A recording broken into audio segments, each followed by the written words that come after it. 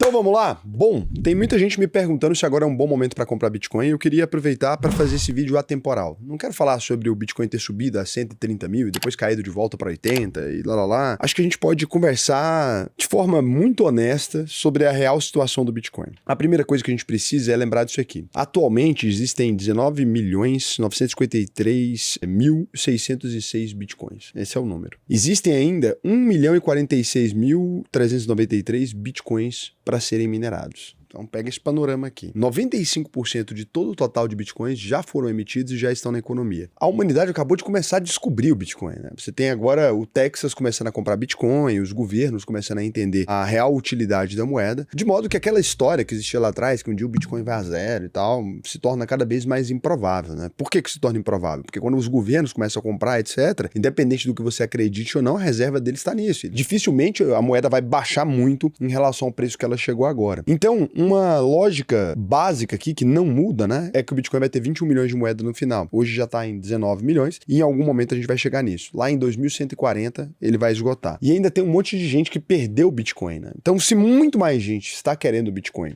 e se o Bitcoin já está valorizado no momento atual, o que tende a acontecer a longo prazo?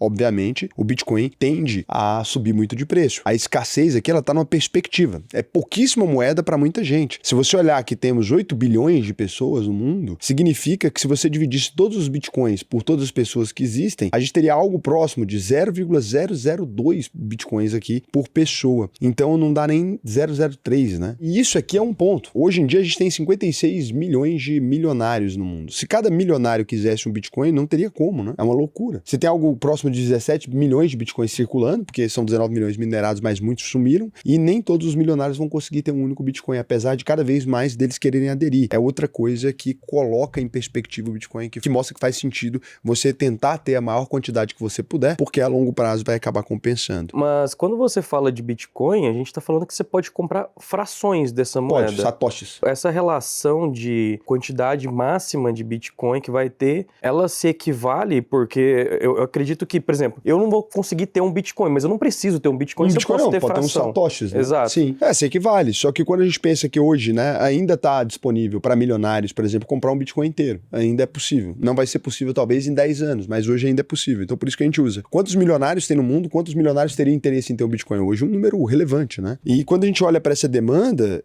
de pessoas que mexem com criptomoedas aí, a gente tem hoje 550 milhões de pessoas com algum tipo de criptomoeda. São 10% de todos os usuários de internet do mundo. Ou seja, ainda falta 90% das pessoas descobrirem, né? Hoje em dia, o Bitcoin, ele concentra mais da metade do valor de todas as criptomoedas somadas aqui. Então, quando a gente está olhando para países mais desenvolvidos, como por exemplo os Estados Unidos, a gente tem perto de 1/3 de todos os adultos que dizem ter alguma quantidade em cripto. E quando a gente olha para Brasil, Turquia, esses países que têm crises mais frequentes, o número é ainda maior, né? A gente é o campeão de uso. Quando a gente olha para El Salvador, que teve aquela implementação e tal, a gente tem um número ainda maior. Então, projeções mais otimistas aí dizem que a gente deve ter 1 bilhão de usuários de cripto aí até 2030. Imagina que com 1 bilhão de usuários, a gente deve ter uma mudança radical no preço de quase tudo. E aí, quando a gente olha para o lado da macroeconomia do mundo mesmo, a gente tem, depois da pandemia, governos e bancos centrais injetando muito dinheiro na economia, pisando no acelerador, juro próximo de zero, muita inflação, impressão de dinheiro em escala industrial, assim, realmente uma coisa que a gente nunca viu antes, e a dívida pública cada vez maior, né? O dólar perdendo poder de compra. São muitas coisas que mostram que faz sentido você tentar ter Bitcoin na sua carteira, porque a desvalorização passa de 50% até no dólar, em várias moedas nos últimos 10 anos. É loucura, né? Então, 90% se você compara com 60 anos, 50 anos, a desvalorização da moeda. E aí o Bitcoin aparece como uma moeda deflacionária, pelo contrário, né? Ele tem uma quantidade escassa, muita gente comprando ele protege contra a inflação. Então, tem cada vez mais pessoas adotando o Bitcoin por isso. Agora, significa, então, que você tem que comprar Bitcoin no momento atual e pelo preço que tiver? O lado ruim que a gente precisa entender do Bitcoin é a parte que muita gente ignora porque não é confortável. Na internet ninguém quer falar sobre isso porque dá muito dinheiro defender o Bitcoin, né? Mas o Bitcoin, ele é absurdamente volátil, né? A história dele é uma sequência de ciclos agressivos de alta com cortes absurdos. Não é raro ver o preço do Bitcoin cair 70%, 80% depois de uma euforia muito exagerada. Aconteceu em 2018, aconteceu em 2022 e pode acontecer de novo em qualquer momento. Tem períodos que o ativo parece que só sobe e depois vem o inverno cripto que você chama, né? Que ele vai ali pro fundo e aí muita gente fica falando, o Bitcoin acabou, e aí ele se mostra resiliente mais uma vez. E ninguém quer comprar normalmente nos momentos de queda. Todo mundo quer comprar o Bitcoin quando ele tá subindo. Esse é um dos riscos. E tem um outro risco também, que é o Bitcoin nunca chegar a cumprir a promessa que os fãs colocam para ele, né? Quando você olha o que aconteceu com o Bitcoin, ele foi criado para ser uma moeda de troca, mas ele não tem fluxo de caixa, ele não paga dividendo, ele não te devolve nada. Se o mercado decidir não pagar por ele, ele vai a zero. Então o Bitcoin, ele não está sendo usado como meio de troca, que é a principal função que ele foi criado para ser. Ele está sendo utilizado como investimento para a maioria das pessoas. As pessoas estão comprando e deixando ele em carteira. Os países estão comprando e encarteirando. Então sim, é perfeitamente possível que o Bitcoin valha muito mais do que vale hoje, e é provável, inclusive. Mas também é possível que a tese do Bitcoin não se concretize da maneira como as pessoas acham. Ah, não, ele vai ser a proteção dos governos, sei lá o quê. Eu acho que isso dificilmente. Os governos estão se servindo muito do Bitcoin. Agora, por que ainda assim você ainda tem tanta gente dizendo que o Bitcoin tem uma tese boa de longo prazo? É porque, independente disso, tem pontos que jogam a favor, né? O histórico de retorno do Bitcoin pegando janelas longas é o ativo mais rentável da última década e um dos mais rentáveis da história da humanidade. Quem segurou por períodos de pelo menos 4 anos, historicamente saiu no lucro. Independente do ponto que você comprou, quem segurou por 4 anos, historicamente, saiu no lucro, né? O padrão de recuperação do Bitcoin, depois de toda grande queda, ele vem e bate novas máximas. É sempre assim. Demora, às vezes 2, 3 anos, mas ele sempre volta. Então, é uma resiliência que não é trivial, é um ativo que ele é forte. A dinâmica de oferta e demanda também, a oferta fixa, né, faz com que a gente tenha ali um aumento de preço. Então, essa oferta fixa com mais pessoas descobrindo, não tem como menos pessoas conhecerem o Bitcoin? É difícil, né? Não tem como a gente esquecer uma coisa que a gente está sabendo. Empresas, instituições entrando no Bitcoin, BlackRock, os maiores conglomerados financeiros do mundo, e isso vai fazer com que o Bitcoin suba também. E a função de proteção contra a inflação e moeda ruim tem feito o Bitcoin ficar cada vez mais famoso. Quanto mais os países exageram na oferta monetária, mais empresas, governos, instituições, etc., percebem que o Bitcoin pode ser uma boa reserva. E hoje, a infraestrutura também muito melhor, né? Comprar um Bitcoin e guardar um Bitcoin é muito mais fácil do que era lá atrás. Tem ETF, tem network, corretora com mais segurança, carteira melhor, camadas de Lightning Network, né? Permitindo transações anônimas e rápidas. Isso tudo tira fricção, traz mais gente e reforça a tese de que o Bitcoin não é mais um experimento. Agora, o que você tem que pensar então? Você tem que fazer um chute educado e não trabalhar com bola de cristal. Então, como é que você pode saber que é um bom momento para comprar Bitcoin ou que faz sentido? A grande verdade é que compensa você comprar com mais frequência. É esse o ponto. Se você vai colocar 100 mil reais no Bitcoin,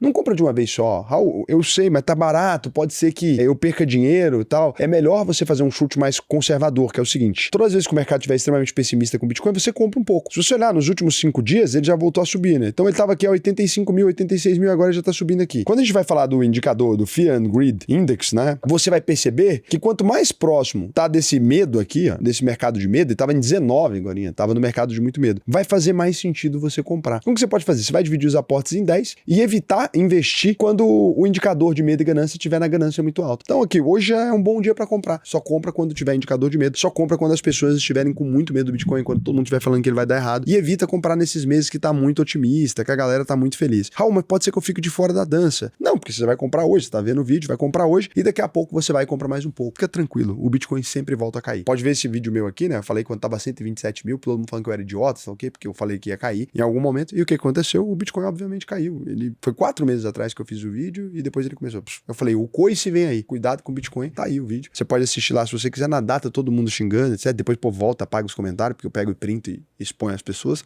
Só pra falar, eu avisei. Então, você consegue comprar agora. Daqui a um tempo, se você estiver olhando, olha só, tava em 14, ó, na semana passada, o indicador de medo, né? Já tá saindo dessa zona do medo. Pode ser que volte, porque o Bitcoin normalmente faz sempre essa pernadinha. Parece que ele vai recuperar, as pessoas começam a comprar de novo, ele lau, né? Entrega porque tem as baleias executando. Tem muita gente que vai lá e fala, pô, agora tá um bom momento para eu sair do Bitcoin. Tem gente que conhece bem esses ciclos e fica, não entra e sai danado. Eu mesmo sempre movimentei Bitcoin tranquilamente desse jeito. Eu ganhei muito mais dinheiro fazendo isso. Pegando, quando o povo tá muito otimista, eu vendo um pouco, depois compro de novo. Com calma. Como eu tenho muito Bitcoin, eu tô sempre protegido porque eu já tô comprado, né? Então eu posso pegar uma parte do meu patrimônio em Bitcoin, 25% ali eu vendo quando tá na alta, espero a queda de novo e compro para comprar mais Bitcoin, não necessariamente para investir em outros ativos. Então é basicamente isso. Eu acho que sempre vale a pena fazer aportes mensais em Bitcoin, desde que você esteja comprando nos meses de medo. Se você estiver comprando no neutro, já acho ruim. Se estiver comprando sempre nos meses de medo, você vai fazer melhores negócios. Bitcoin é bom? Bom demais. Pagar barato por ele, melhor ainda. Se você quiser aprender a investir no Bitcoin do jeito certo, se você quiser um lugar para guardar os seus Bitcoins com segurança de bancão, a gente tem tudo isso lá na UVP, né? A gente consegue custodiar os seus Bitcoins lá dentro do BTG Pactual. Isso é muito bom para quem tem medo da criptomoeda, tem medo de guardar o próprio Bitcoin. Para quem não pensa nele como ativo para fugir do governo, mas pensa nele mais como uma forma de ganhar dinheiro, pode ser bom. Bom mesmo é guardar guardar seus próprios bitcoins. Isso também a gente ensina lá nas aulas da UVP, né? Como é que você faz a sua autocustódia, anota as palavras. Você pode esconder seus bitcoins de diversas maneiras. Se você quiser, entra lá, auvp.com.br, clica no botão Faça sua análise de perfil, preenche o questionário até o final, que para mim vai ser um prazer te ensinar a investir no Brasil e no mundo inteiro. Lembrando também que a UVP tá com ferramentas novas, né? O Open Finance, que puxa todos os seus bancos, conecta no mesmo lugar. Agora a gente tá lançando o sistema de carteira também plugado já dentro lá. A gente também tem disponível para você, se você precisa de um crédito, pô, Raul, eu quero comprar uma casa, um imóvel, a gente cota. Esses dias a gente conseguiu uma diferença de mais de 1% de taxa de juros aqui para um cara. Imagina, um financiamento de 1,5 milhão, você pegar 1% de diferença da taxa de juros, quanto que a gente não economizou para esse cara, né? Isso a gente faz de graça para os alunos. Então, basicamente, qualquer coisa financeira que você tiver para resolver na sua vida, na UVP a gente resolve e vale muito a pena. Raul, não acredito no Legacy, né? Não acredito no mercado normal, só acredito em criptomoeda e Bitcoin. Então entra lá de todo jeito, por quê? Porque você não acreditando no Legacy, então você pode tomar um empréstimo e não pagar. E daí você compra tudo em Bitcoin. Brincadeira, não faça isso, né? E lembrando do compromisso da UVP, que a gente devolve 100% do seu dinheiro se você não aprender a investir. Raul, uma pergunta sobre esse tema aí. Considerando dois perfis, um perfil mais arrojado e um perfil mais conservador, o que seria uma porcentagem legal de ter na carteira? Se você odeia Bitcoin, tem que ter pelo menos 1%. Se você gosta muito de Bitcoin, tem que ter no máximo 5% dos seus aportes, não da valorização dele, porque a valorização vai fazer estourar 5%. Então, sempre investir 5% do seu patrimônio em Bitcoin. Qual site é esse que Raul tá olhando as ações na UVP? A UVP Analítica. Raul, existe alguma vantagem em investimentos para quem é da área TI? Todas, né?